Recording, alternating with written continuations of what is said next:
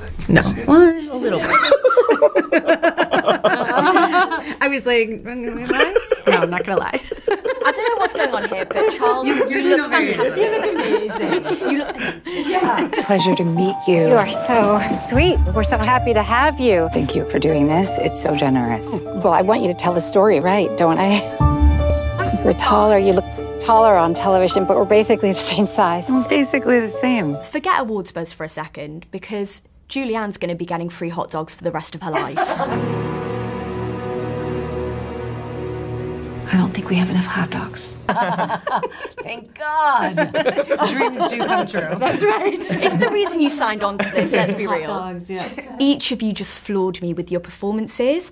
What scenes of each other's really took your breath away? Oh, Julie, when she breaks down with Charles, when the cake gets canceled, I was just so floored by it, because everything that I got to see when I was working with her is presented this like confident woman in control of her own storyline, and then to see that all fall away and how she is in private was just so magnificent. And so, I mean, the thing that's so extraordinary is how Julie, I mean, I've admired this for years, how she can make such bold choices as an actress, like really extreme choices, and it always feels like a person you know. It always feels so real and so grounded, even with these very wild, it's like my dream as an actress, like what I aspire to.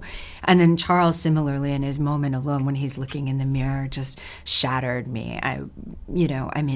After all of this lying and manipulation that these women do, to see him have this moment of truth in the mirror just was so moving and so true. Mm-hmm. Gosh,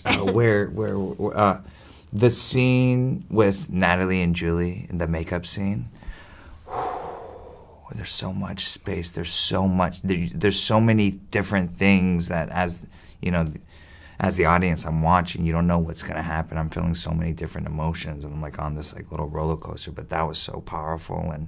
And Natalie's a monologue for Elizabeth, that scene where she's, you know, for that monologue that she does was kind of served as a Bible that informed, you know, Joe's and Gracie's relationship when it came to working. But like that scene was just so, it's hard to express how incredible that scene was. And then, you know, working with Julie, the scene that we filmed, the cake scene, when she's breaking down, when we were blocking that scene, I remember just being so floored, because that scene went in a completely different direction than I thought it was gonna go. And it was one of those just, wow, moments. And Julianne, how about for you? I would say Natalie's monologue too, where I think you see this wonderful combination of who this woman is in private, how she is as an actress, and the pleasure that she receives in performance, and it's completely private. So you've seen her acquire all of Gracie's mannerisms and all of the behavior and kind of the meaning behind that story, but it's really how it is kind of translated through Elizabeth, the actress, as well, and amplified in a way that feels genuine and sensationalized at the same moment. It's really a wonderful moment of performance and of a private moment that it's absolutely arresting. And I think with Charles, the scene that he has on the rooftop with Gabriel is so beautiful, because it's his moment.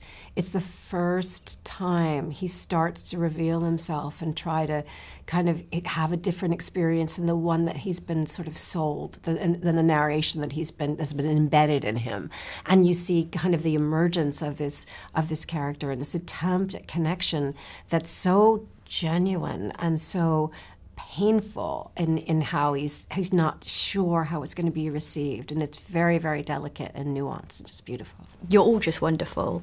I mean, ladies, I can't believe that this is the first time that you've both worked together. Right? It's not the last. Not the last. Please not. Looking back, what are your memories of first seeing each other's movies? Oh, I saw Safe early in my career, and it was formative for me. I mean, it's something I return to. It still is one of the biggest inspirations for me as a performance and as a film. And then of course, like film after film after film, from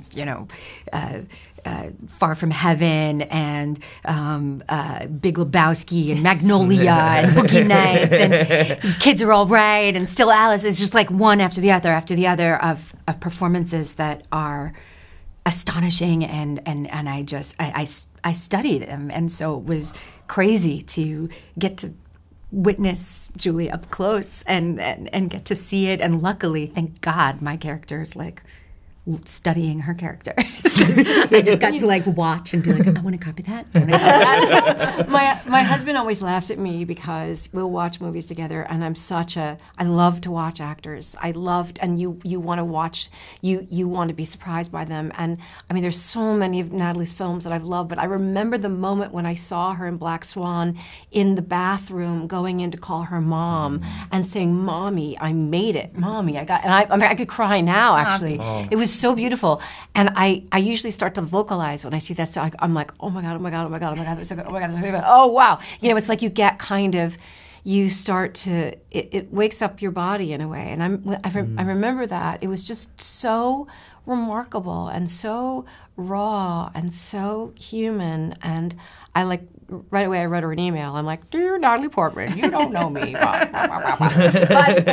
anyway, it's so marvelous to get to work, to connect with someone, to get to work with someone, and have your expectations of them be superseded by how they are in person. And that's what Natalie was like for me. Thanks. That's mutual. I want to find a character that's difficult to, on the surface, understand. Were they born? Or were they made? But Natalie, I imagine it's quite a trip playing an actress. And we see how when Elizabeth meets Gracie for the first time, Gracie sort of says, "I hope she's not wearing her sunglasses and that she thinks she's better than everyone." What are some stereotypes that you think people assume about actors are? There's a lot. I'm like, there's a long list. And that was kind of the fun thing about the way Todd guided the process, because he didn't want me to fall into those stereotypes. Like, there was a way of an actress coming to like a small town barbecue, and the first thing could be this, caricature. And he really steered away from that, which is so important for the structure of the storytelling, because as an audience member, you're kind of led into it by Elizabeth, by my character. And then the baton is sort of passed, and you go with Gracie, Julie's character, and then the baton is kind of passed again to Charles's character, Joe. And so there's this thing where you have to be trustworthy each time. And so I guess the stereotype would be that actresses are untrustworthy. I can sense trustworthy vibes from you all. Okay, good. I think it's hard to trust that you're going to represent Gracie as she was. I'm going to try. Charles, I have to mention the A word because you're getting so much Oscar buzz. You sat with 2 Oscar winners now. How does it feel to be you right now? Well, I'm a little jet lagged, but I feel, I'm just so happy that I'm here with Natalie and Julie, and those 23 days that we spent filming in Savannah, Georgia was the gift, with Todd Haynes. So everything else is just cool. I love how chill you are. Your performance is incredible. We see how Elizabeth is trying to mirror Gracie in this, and it becomes quite consuming. What would you guys say is the most challenging role that you've taken on in your careers? They're all challenging. I think that, it's so hard. It's so hard when something is like the most or the worst or the whatever. I think the challenge every time, you always are worried that you're not going to get it right.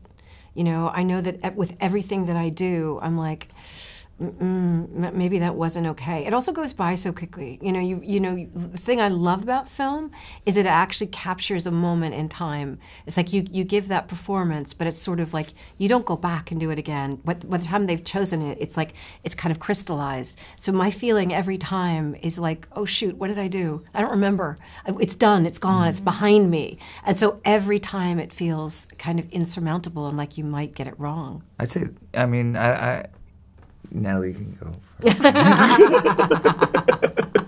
When I had to play Jackie Kennedy, that was definitely the hardest because people know, like, I felt like people had a precise measure that they could compare me against. That's terrifying, you know, where it was someone who was so familiar to people, like an exact way of talking and moving, and so that was really the most challenging. This is a very hypothetical question, but because Elizabeth Berry is an actress, what do you think she'd think of Julianne Moore, Charles Melton and Natalie Portman? Would she be fans, and what would her favourite movies be? Go, Elizabeth. That's a good one. Okay. I think that she would want to be in the company of Julianne and Charles. That she would really, really aspire to work with both of them.